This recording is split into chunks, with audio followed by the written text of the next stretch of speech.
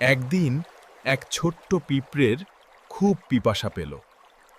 সে নদীর ধারে গেল পানি খেতে, কিন্তু হঠাৎ পা পিছলে সে ধপাস করে পানিতে পড়ে গেল। বাঁচাও বাঁচাও, আমি ডুবে যাচ্ছি। পাশে ছিল একটি বট গাছ। গাছের ডালে বসেছিল একটি সাদা ঘুঘু। সে পিঁপড়ের বিপদ দেখতে পেল। ভয় পেও না ছোট বন্ধু, আমি তোমাকে সাহায্য করছি। ঘুঘুটি একটি পাতা ফেলে দিল। পিঁপড়েটি অনেক কষ্টে পাতার ওপর উঠে তীরে পৌঁছাল। সে যাত্রায় বেঁচে গেল।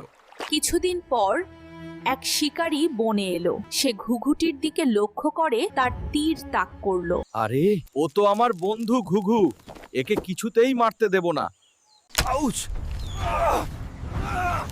কি কামড় দিল! শিকারীর তাক করা তীর বট গাছে বসে থাকা সাদা ঘুঘুর দিক থেকে লক্ষ্যভ্রষ্ট হলো। শব্দ শুনে ঘুঘুটি ফুরুত করে উড়ে পালিয়ে গেল।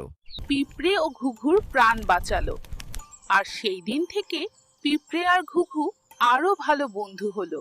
এই ভিডিওটা থেকে আমরা শিখলাম অন্যের উপকার করলে নিজেরও ভালো হয়।